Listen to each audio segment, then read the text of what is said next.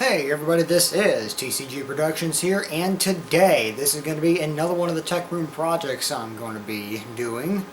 And this time it's going to be switching out the Tech Room Firewall system for one that isn't an Athlon 64. Yep, so right now the current Tech Room Firewall system, which is actually powered up at the moment, it was built in November 2004, so the system was built the better part of 15, 16, 17. Yeah, so the system was built a little over 17 years ago. Well, 17 years and coming up upon 17 years and just over a month ago. So, and it's gotten along pretty fine.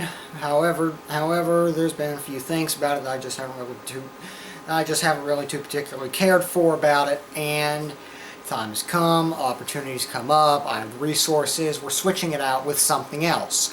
Worry not. It's like, worry not. That system will not be mothballed. That system will actually become something else. That system will actually be becoming something else. So another lease on life for that particular system. Now the system we're going to be replacing it with is, can you believe it, the old Tech Room main office computer. Yes, that computer is right on the cusp of being unmothballed. In fact, it's actually sitting on the table over here.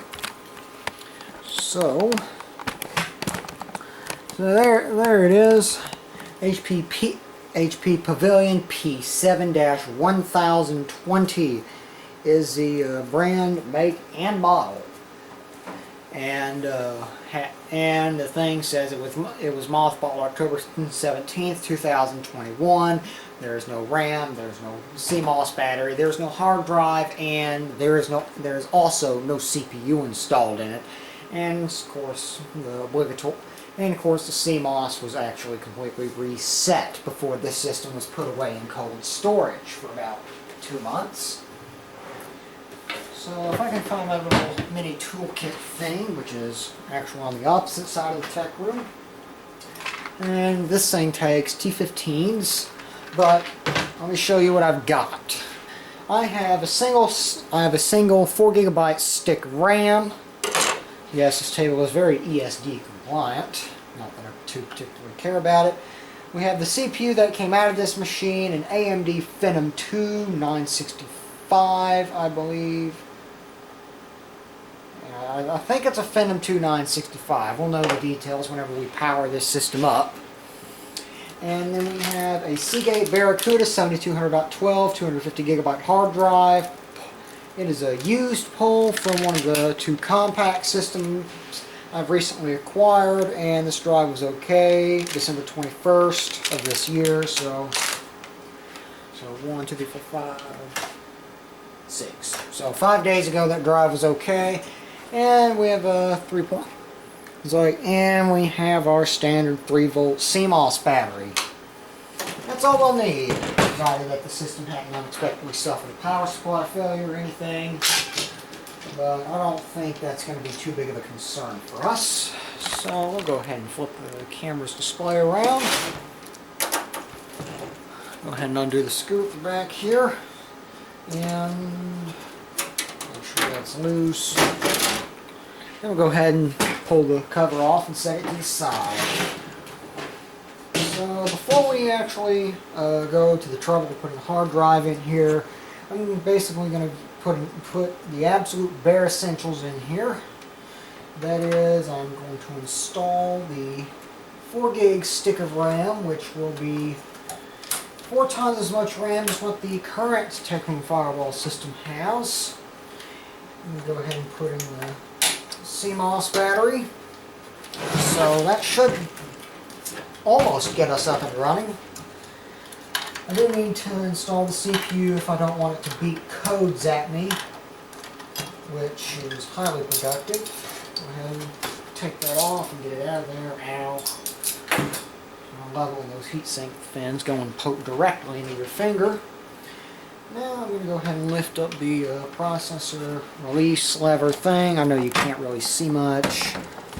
Hopefully my adjustments iMaking should promptly take care of that. There we go, that's better. So let me see, arrow on the microprocessor should line up with the arrow embossed onto the CPU socket. Go ahead and drop that in, which it does nicely. And now we can put the release lever down and reinstall the CPU heatsink. I've always found these AMD style heatsinks to be a bit fiddly. But it looks like we got it right on the first try and seated in. It doesn't really have a big detent. That lever does not have that big of a detent when it locks into position. If you hear any odd noises coming from across the room, that would be my grandma's dog, French Bulldog. Her name's Pippa. Very high energy. In fact, so high energy that whenever I was wiping the old file server drive last night, well, probably sometime after the wipe had concluded, she actually managed to go over there and turn the Tech Room Legacy thing system completely off. I don't know how she managed to do that. I wasn't there when it happened, but oh well, at least the drive did get wiped. So now that we have a microprocessor, RAM, and a CMOS battery installed, what I'm going to do is I'm going to go ahead and connect this system up to, I'm going to go ahead and connect it up to power and monitor and keyboard. I'm not going to connect the mouse. I'm not going to connect the mouse as of yet because I really won't need it. So, go ahead and grab my convenient little thing of cables over here. Plug in the monitor. The monitor is actually turned off right now, so. And then later on I'll be transplanting some hardware over to this system. Let's see, the thin cable is a mouse, so I'll leave it on, well, I'll plug the keyboard in. Go ahead and break the mouse cable back over here, turn the monitor on. And wait a little bit, because I do suspect that this system is probably going to go ahead and power itself up, because I know that some Dell computers like to do this, and my HP Pavilion M7480N, the video capture system over in my room, does like to, those systems like to power themselves up when the CMOS battery is either depleted or the CMOS settings have somehow been reset. So, here we go. Okay, the system has definitely powered itself on. Wait, I think. Never mind. The power button's out. There we go. Now we've definitely powered the system up. And we're probably going to get a smorgasbord of errors. There we go. Default BIOS. Yep. Phenom 2 X4 960T. And it didn't give me a chance to read that message. Okay, that sucks. And I need to make a bit of a level correction to my tripod.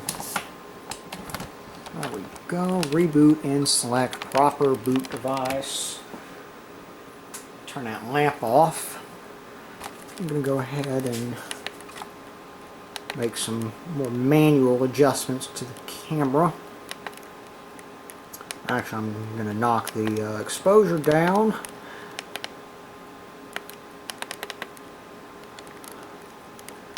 Okay, and I'm going to go ahead and crank in the focus. 0.9, there we go. Go ahead and crank in the focus there, so yeah, it's bitterly unhappy. It keeps trying to PXE boot off the network, which there's not actually a cable plugged in, so it's throwing error code PXE-M0F, which is a media check failure.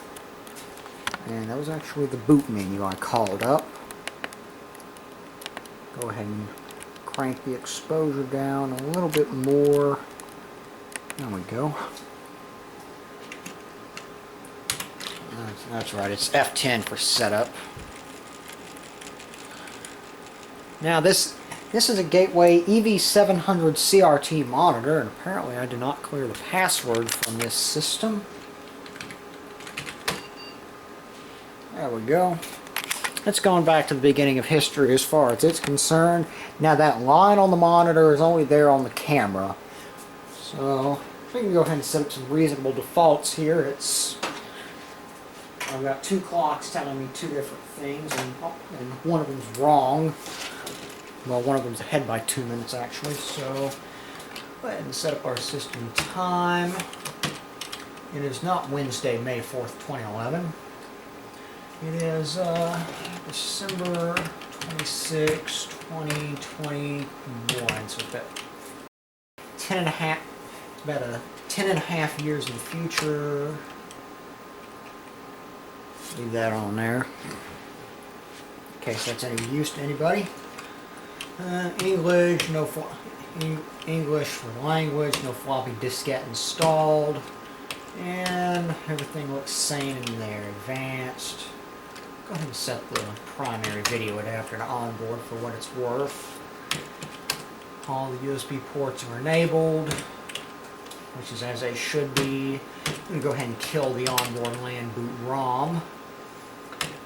And those, go ahead and disable the onboard audio since we won't be needing it. Stay off. We'll execute. No need for virtualization technology or anything like that. Don't need S5. Go ahead and turn on the boot time diagnostic screen. Reset the boot order to something sane. Hard drives and CD-ROMs and floppies in the network boot group. And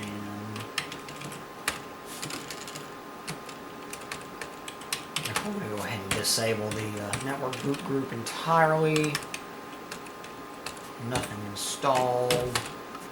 No hard drive.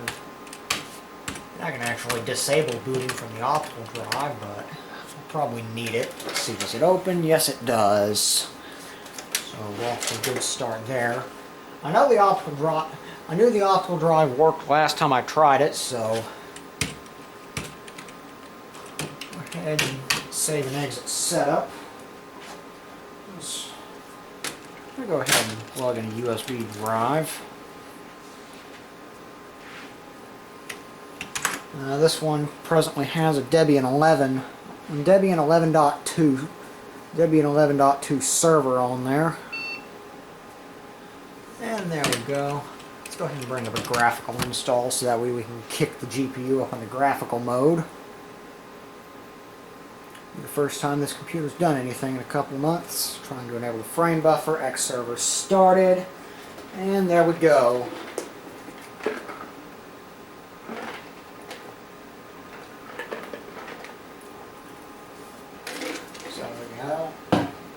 Don't really need anything of that sort. It's just making sure it boots.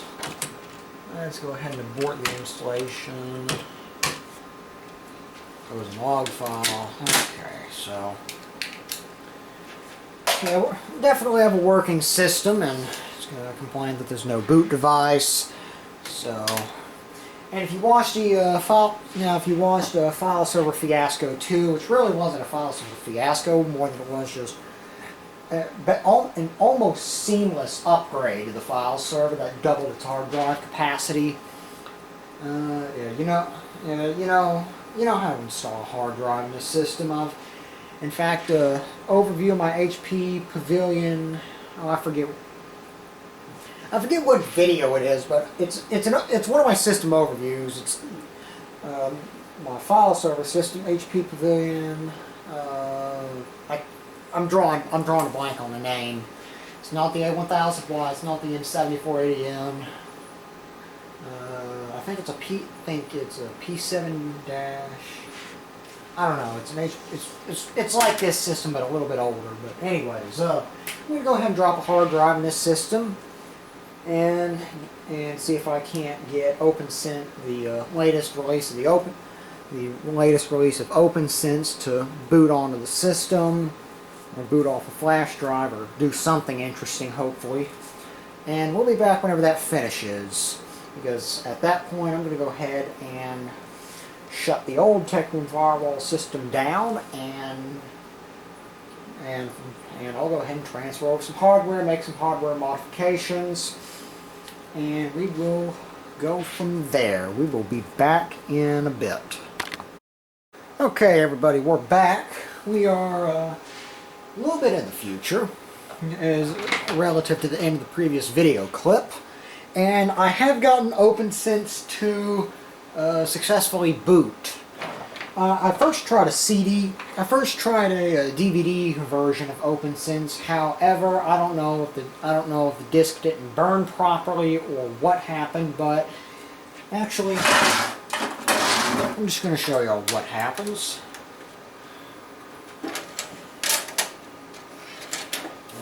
Pull that in, monitor comes up because it's getting a signal now, and since there's nothing installed on the hard drive, we'll let the computer take it from here.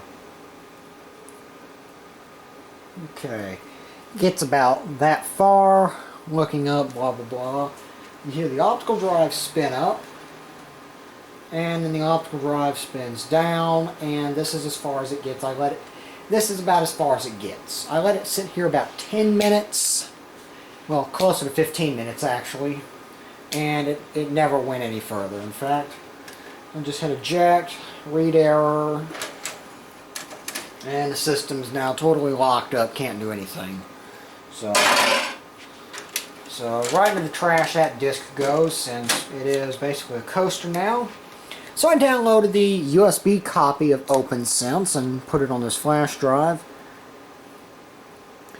And I put it on this flash drive. I was wondering if the camera would ever focus on it, but I remembered I just locked it. I locked the focus, so it can focus on it right here. Yeah, I don't know if I've got a bit of a grounding. I don't know if there's like a bit of an electrical grounding issue that presents itself sometimes or not. But occasionally the front of the tube will become somewhat energized relative to AC ground potential, so I have no idea what's going on there. Digression. Anyways, so I'm going to go ahead and take this flash drive and plug it in here. And yeah, nothing. And I'm not sure if you were able to hear or not, but there are some clicks being emitted from the system, and that means I have filled up the keyboard buffer. Now, I ran into some more trouble whenever I attempted to boot the USB copy of OpenSense. Now, this is, of course, latest release, 21.7.2, I believe. So I was going to go ahead and load up our thing here, and we'll go ahead and configure a couple of boot options. So, verbose on, and we'll go ahead and C6, configure boot options, verbose on, and I'm going to go ahead and boot the system. And I'm actually going to go ahead and knock the exposure down as the screen is about to get a bit wider there. Now I'm booting in verbose mode, and at some point here it's going to mention something about the flash drive, and the system is going to hard reset. Now that is due to spectrum mitigations, and there it just went hard reset. Now if I leave the system alone, it will sit here forever in this boot loop, because it automatically boots after 5 seconds of inactivity, and we're clearly not refreshing at 60 Hertz, so that menu is actually going to flicker quite badly until frame buffer comes up, and it comes up at what's supposed to be a roughly 60 Hertz refresh rate. There we go. So it's basically going to sit there. Now, the reason why it's doing that is due to kernel page table isolation and IBRS. I forget what IBRS stands for, and there's another reset. So I'll go ahead and knock up the exposure a bit. Pause the automatic boot, since I'm actually going to be setting, oh, wrong button, some kernel parameters. And now's when the flickering gets really bad. Yeah, so I need to set a couple of kernel parameters to disable IBRS, and also need to disable kernel page table isolation. So I'm going to go ahead and hit 6. Wait, not 6. Backspace. I'm actually going to go ahead and escape to the loader prompt, where I can specify the 2 options I need. Now, it didn't surprise me one bit that I needed to specify those options with the Athlon 64 system due to how old it is, so that processor isn't afflicted by the Spectre vulnerabilities and whatnot, Spectre V1, V2, V3, and Meltdown, and all the other stuff. Basically, like all the other stuff that has to do with data leaks and everything like that. I mean, really? Really? Now, of course, the flickering you see there is only on the monitor. But now, this AMD Athlon 62X4965T is also not afflicted by these. So, you would think that it would detect the processor type, see that it's an Athlon 64 of some variant, and automatically put those changes into effect. But I guess the OpenSense developers hadn't exactly gotten around to doing that. So that might cause a little bit of trouble for you, and it is something to be aware of if you're going to be running OpenSense on your own hardware. Now I need to specify. Now I need to do set hw.ibrs underscore disable equals 1, and then I need to do set vm dot pmap dot pti equals 0, and then I'm going to go ahead and type menu once again, and just for funsies I'm going to go ahead and turn on verbose boot, and I'm going to go ahead and boot the system. So now it should survive boot, and we shouldn't immediately get dumped into yet another boot loop if I specified those options correctly. And a whole lot of text coming up on the screen as the system comes up. Now at some point we should see the font change, and as soon as the font changes, that is when we will know that the system has come up. And yep, there we go. Press any key to start the config importer. Now I don't have any of the hardware from the old system moved over. In fact, the old Firewall system is actually still up and running right now. And yep, press any key to start manual interface assignment. I'm gonna skip that. And since I know I'm going to be dropping the Tech Room network offline for what may or may not be an extended period of time, I've actually went and brought in my Amazon Fire Stick, and you can see some of the yeah, I'm watching a USW build video. Packard Bell Multimedia S618 PC overview. Okay, welcome. OpenSense is running in live mode from installation media. Please log in as root to continue in live mode or as installer to start the installation. Use a default or previously imported root password for both accounts. Remote login via SSH is also enabled. Now I'm just going to continue in live mode here so that way I can shut the system down cleanly. Password is open. The default password is OpenSense all lowercase. Now we've gotten a Now we've gotten an auto-assigned address of 192.168.1.1 with a standard 24 classless interdomain routing suffix. So basically what you would find on any consumer-grade wireless router. And I'm just going to go ahead and choose option 5 and confirm. Now the beeps you're hearing are generated by OpenSense using the piezoelectric squeaker can located on the system motherboard. Now the system should be shutting down very soon. Okay, hard disk is spun down. And detaching devices. And system shutdown has just taken place. So, it seems that it's not exactly refreshing at 60 Hertz because what I'm seeing on the video camera is not indicative of a 60 Hertz refresh rate. Now, I mean, I've had some good luck, some bad luck recording CRT monitors, but the number one thing you want to do is synchronize the refresh rate of your camera with that of the monitor. So, as I was mentioning previously, you want to synchronize the refresh rate of your camera with the refresh rate of your monitor. Now, the next segment, now I'm going to go ahead and shut down the old Tech Room Firewall system. I have already exported my OpenSense configuration. So what I'm going to do is I'm going to transfer most of the hardware over, and we're going to do this on camera. So no missing out on that here. And so do I want to go ahead and do that shutdown live or not? I don't believe I'm going to do that live on camera. So anyways, I'm going to go ahead and get things shut down and get that system up here on the Tech Room table, and we will be transferring hardware over rather soon. So anyways, be back in a bit. Okay, so we are back yet again. And that was the sound of a trash can with no less than about 4 Dr. Peppers in it. So anyways, so here we are. I have the old Tech Room Firewall system pulled out of its environment. And let's go ahead and get a bit of a detailed look at things here.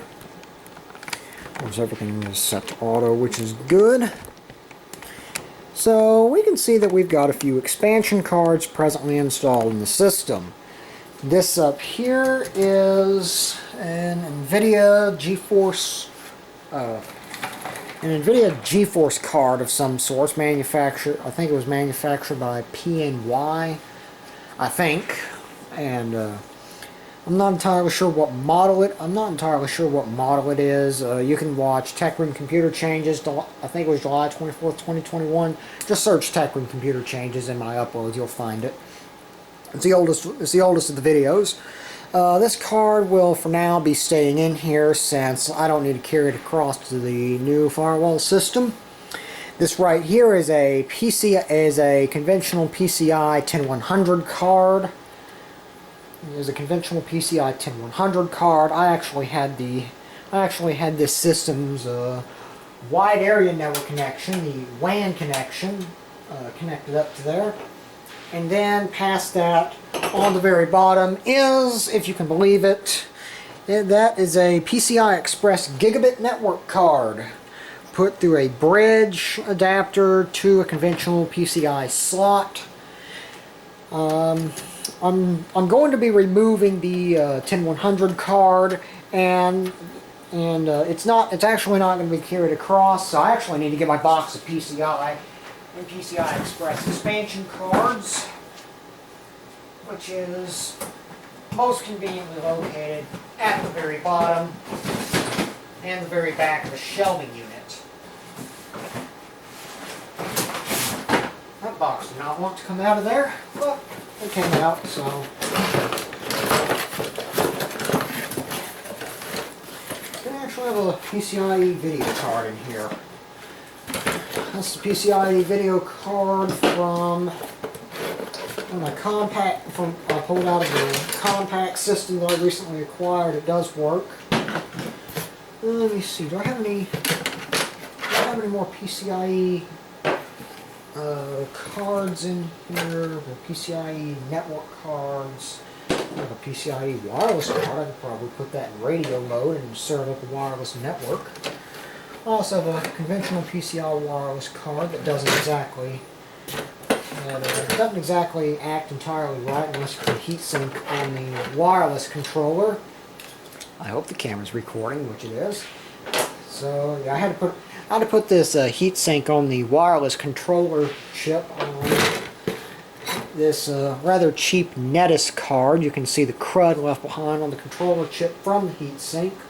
Without it, that card would overheat, and it would do all sorts of funny stuff that would make you question your sanity and the integrity of the motherboard. So, you know what? I'm actually going to try to put this wireless card to some type of use. maybe serve up a Tech Room guest network or something like that. I don't know. But I wish this computer had conventional PCI, had at least one conventional PCI slot. That way I could just carry that 10100 card straight across. But well, you can't have everything, and Gigabit PCI Express cards can be had for cheap. So anyways, you know what, I'm not going to bother with the wireless on that card right now. That might actually be covered in a future video, so I'm just going to go ahead and put everything back up in here, and I'll put that card in that box whenever the time comes around for it, which will be shortly. So anyways, I'm going to go ahead and change my screwdriver bits here. Go ahead and dump out to the largest Phillips I have in this little mini toolkit. So I'm leaving the AGB card alone. I am going, and here I am removing the PCIe, conventional PCI 10100 card. The gray thing you see at the top is a little debug breakout box. Well, debug and USB breakout box that came with this motherboard. Fortunately, that is tight in that slot. Holy cow. 0308. So either the 3rd week of 2008 or more likely the 8th week of 2003 is when this card was manufactured. That had an incredibly tight grip on the slot, or maybe the slot had an incredibly tight grip on it. I don't know. What I do know is that I'm actually going to close that off with a blanking plate here. And there we go. Took a little bit of convincing, but it did go down in there. Just going to go ahead and close that off for now, since this motherboard already has an integrated Gigabit Ethernet adapter in it. Now I'm going to go ahead and remove this hodgepodge of a situation here. Unplug the wireless card. Unplug the Gigabit card from the my bridge adapter, and then unplug the bridge adapter from the rest of the system. Let's see. Yeah.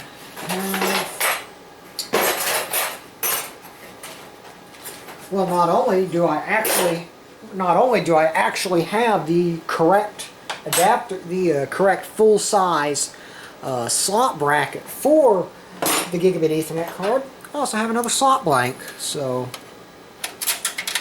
in it goes. What is that? JCD1, that connector right there. And it looks like a CD audio connector. We might be using that in the future. Details in an upcoming video. Back. Anyways,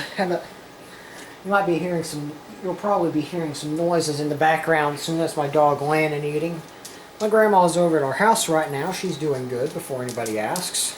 And she has a little French bulldog.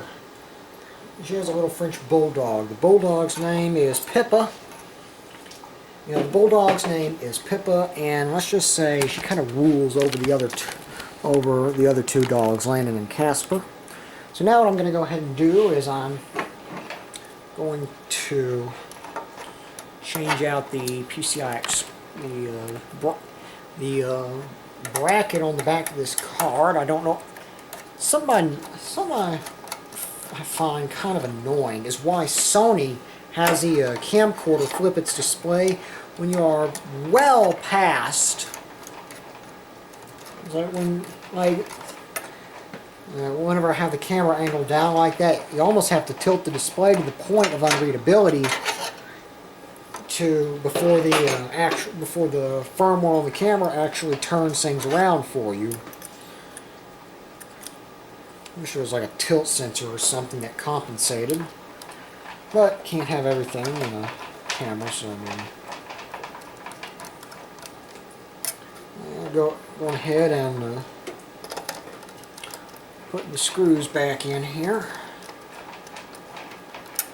Yeah, this isn't too terribly hard whenever you've done this more than a few times, which I certainly have in the history of fiddling around with this card, other cards, and this bridge adapter. So, card actually tried to take my screwdriver bit with me. That's productive. And I'm also going to go ahead and put my bridge adapter, put the bracket back and put my bridge adapter back in their respective boxes. And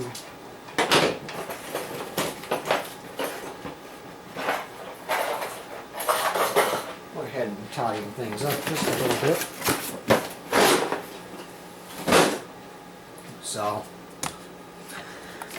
So we're done with this system for now. I'll go ahead and blank out the hard drive later and repurpose that system for something else later on down the line. So now we're going to go ahead and turn our attention over to the new Tech Room Firewall system. And go ahead and put the side cover back on the case here. Not the case you're looking at, but a different case. Side cover back on. And plug in the hard drive. Oh, that was a wonderful noise. Not. Metal meet plastic, plastic meet metal. Doesn't look like it was any. Doesn't look like there's been too serious of damage to the system.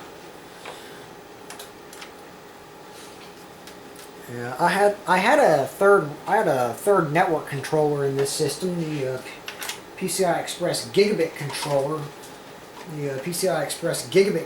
that you saw, because I wanted to try to have a separated Tech Room guest network in here. So, however, that did not work out because apparently either there's a problem, either the motherboard doesn't like the bridge adapter, or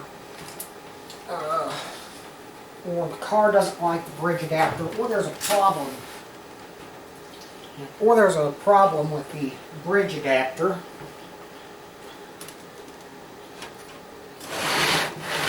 So I've already got a slot blank pulled out back here. So actually, this is kind of getting in the way, so I'm going to go ahead and move that over. Move that over, gets that out of the way. I'm going to go ahead and put the second gigabit adapter in place here. And there we go. Now all that's required to seat the installed expansion cards back in place is to put the little retention bracket on the side here. It fits over all 4 expansion cards. And there's a screw that goes down. I'm surprised I managed to get that screw that far in with the grossly inappropriate bit for it. Phillips head as compared to a T15. And then slap the side cover back on here. There's a bit of a misalignment right up here at the top. It wants to stick out a little bit, which kind of prevents you from putting the side cover back on properly. And what I'm going to do is put everything off to the side here, and I'm going to go ahead and get this system set back up. Get my configuration copied onto a USB flash drive, and then I'm going to go ahead and we'll step through the install of OpenSense 21.7.2. Be back in a bit. And of course, just as soon as I turn the camera on, the wind picks up and the house creaks. Anyways, we're back. I have gotten the system situated down in its cubbyhole. I have test booted it, and it is apparent that, and I have proven so far that the system will at least boot into OpenSense 21.7.1. 21.7.1 or 21.7.2. I think it's 21.7.1. But anyways, I managed to do the config. I managed to boot it up, import my configuration, and whatnot. And it's readily obvious that I'll need both of the hardware interfaces to be connected. Both of the network interfaces to be connected in order to complete setup properly. So I went ahead and shut the system down cleanly. Now I do have the system powered up, and I have it sitting in the BIOS setup utility, so that way I could calibrate, so that way I could properly set up the camera. So we go ahead and wrap it around here to exit saving changes, and we should go ahead and chain load into OpenSense or reset the system. I know that Dell and some compact systems will just quietly chain load in. Okay, loading this, that, and what have you. Go ahead and pause that so our keyboard is fully operational. The other system had problems. The other system has problems with legacy emulation of USB keyboards in a PS2 context. So I actually had to break out another one of my Model M keyboards to connect to that system, not an IBM and a Unicomp, to connect to that system so that way I could actually set the two kernel parameters that were required to get that system to boot. Now this system, being new enough, does not suffer from such problems, so even though this is a PS2 keyboard, I have it put through an adapter to USB hooked into my KVM switch. So go ahead and escape to the loader prompt and set my two kernel options. VM dot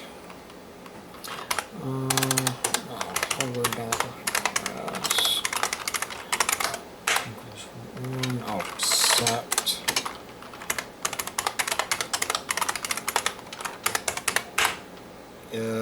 No. Try this again.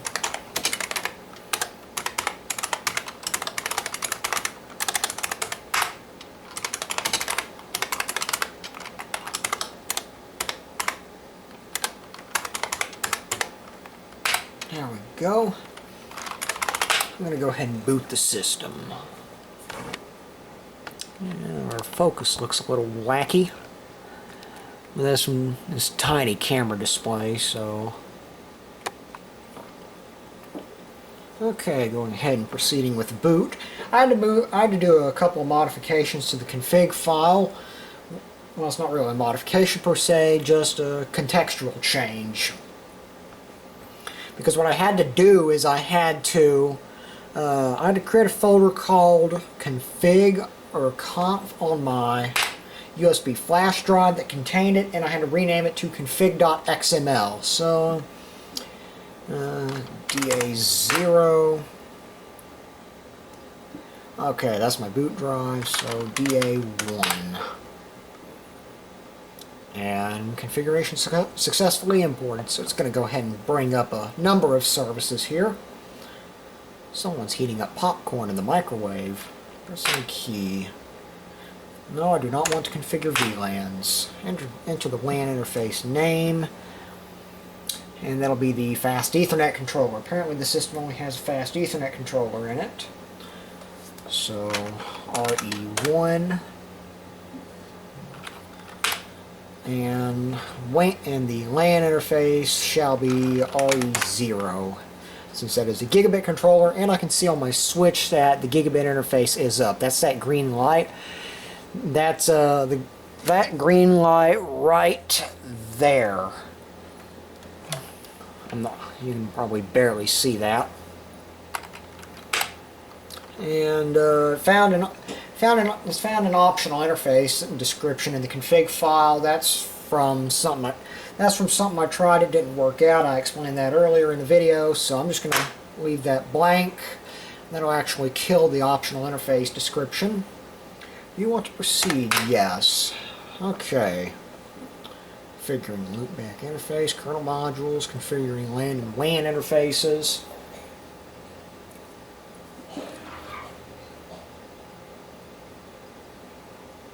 So, reconfiguring IPv4 on RE1, probably getting a DHCP. And there's the beeps. Okay, let me go ahead and start the installer. Okay, previously imported root password.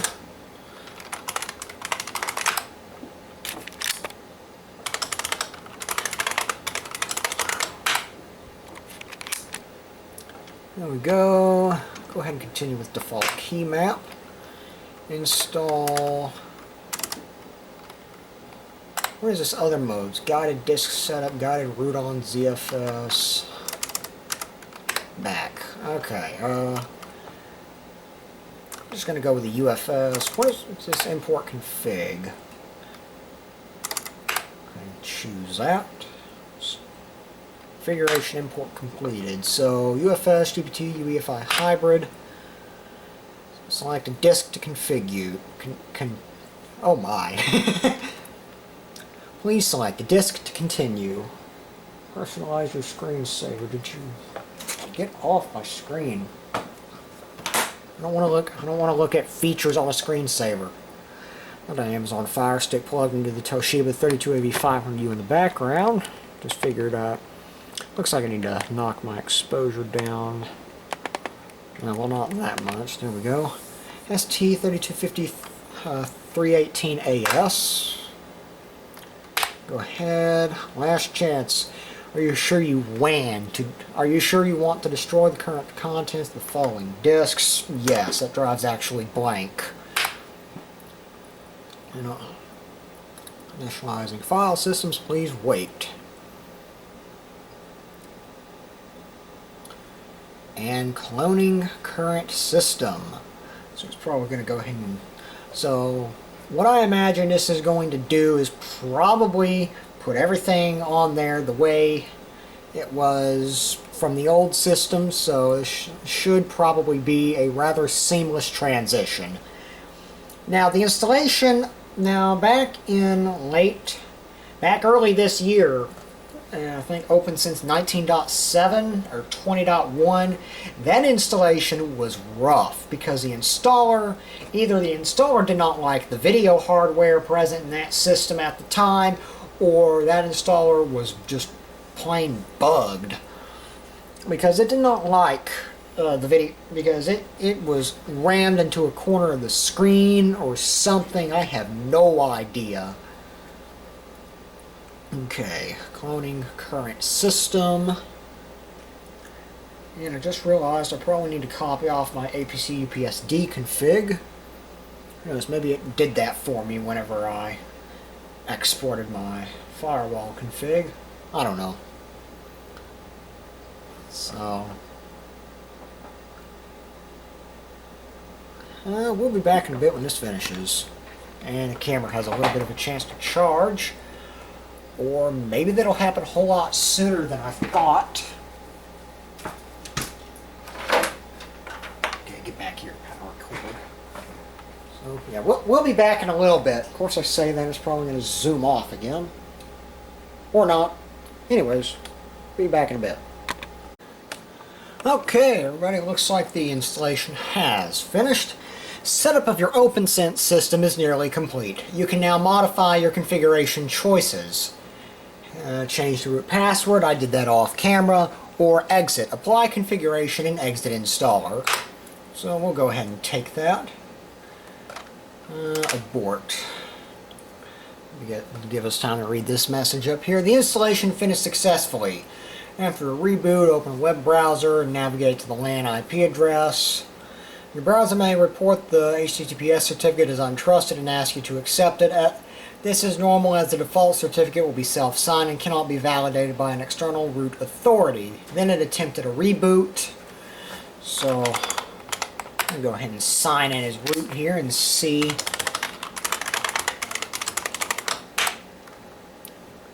how things are looking. Okay, looks like things are looking good here, so go ahead and power off the system. So we got the shutdown tone, then another beep as FreeBSD shuts down.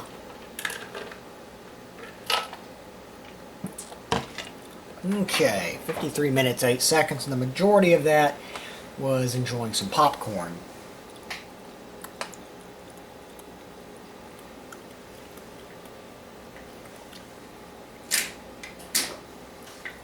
Okay, go ahead and unplug my USB flash drives and turn the system power back on.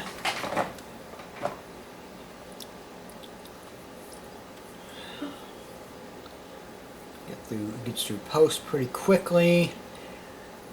Now, assuming it imported the config properly, it should have imported the two tunable options to disable some Spectre and Meltdown mitigations. Command queuing enabled on the SATA bus. And it looks like it did.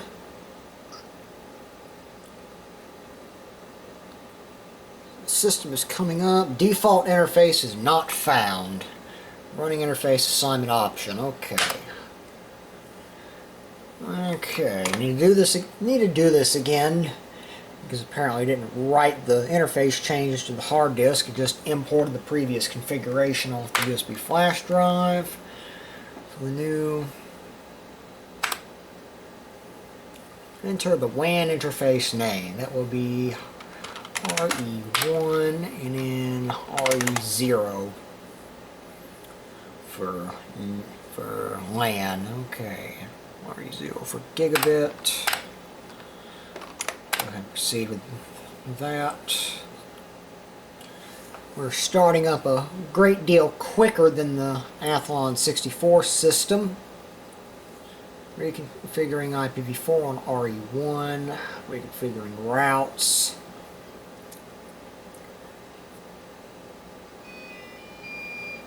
Okay, there we go.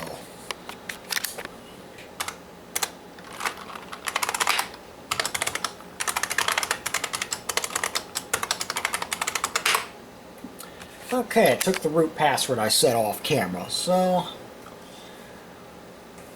Okay, 192.168.50.161. So, different MAC on the NIC, different IP, so... Anyways, let's go ahead and... Let's see here. 8 for shell. Okay, no APC-UPSD. Doesn't seem like it.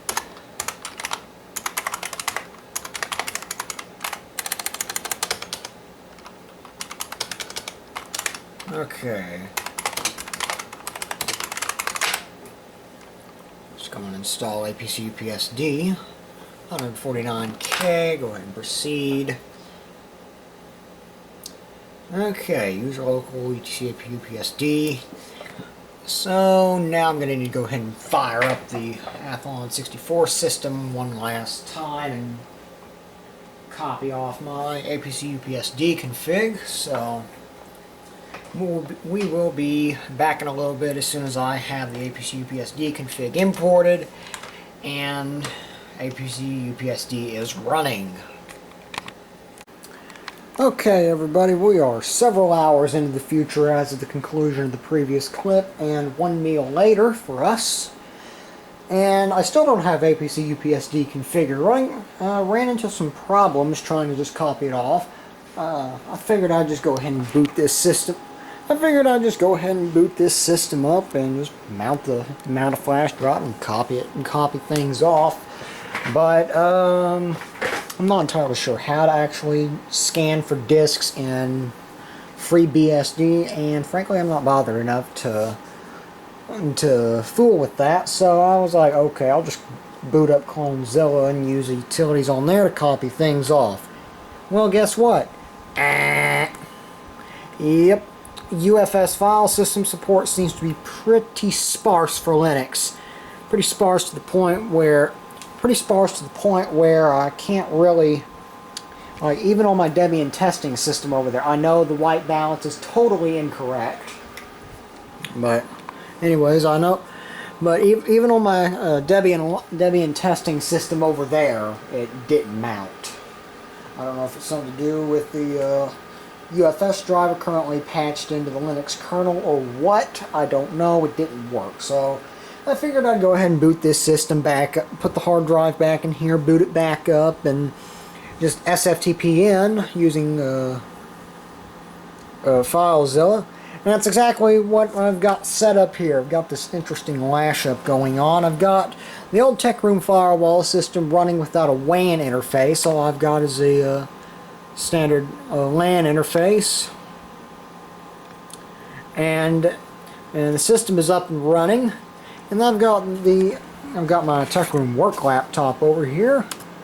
And I'm just going to go ahead and go in. I don't know what I just opened. No, Gpardon maybe? I have no idea. I've got no idea what I just opened. Okay, FileZilla is what I just opened. Good. So, let me see. And plug in my login detail. And plug in my login details here while we all get to stare at a CRT monitor. Or something resembling one.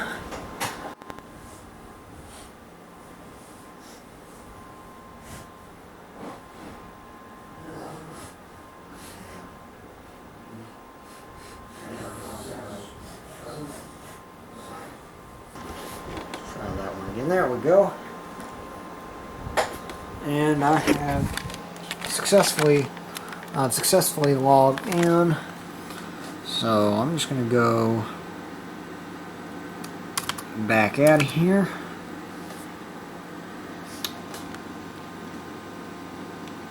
There is a .snap folder sitting on the root of the hard disk, thankfully empty.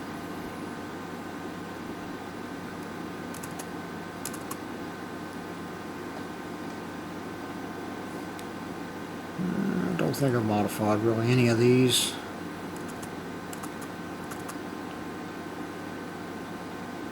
So we're just going to go to etc here. Well, actually it's in the etc directory where it would normally just be sitting there on the hard disk for Linux. You actually got to go to user and user local etc, and there you can find your stuff. So I'm going to go ahead and download that whole folder. And there we go, a few seconds and I get all the files I need. Now I can take a flash drive, plug it into the system using the combo eSATA and USB port. Mechanically compatible and the electrical connections are totally separate from each other, so that thing actually works. Copy the APC UPSD folder and paste it in here, and then we can SFTP in to the new firewall system, upload that folder, and should be good. And shut that down and go ahead and shut this system down.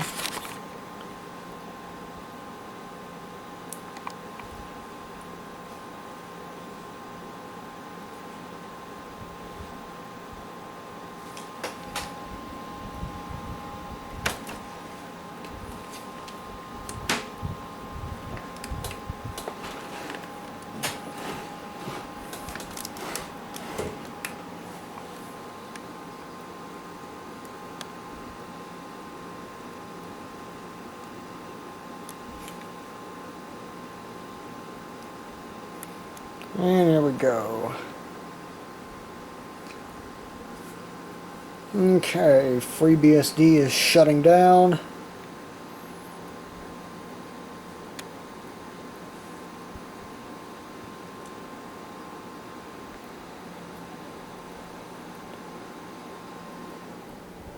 And there it goes.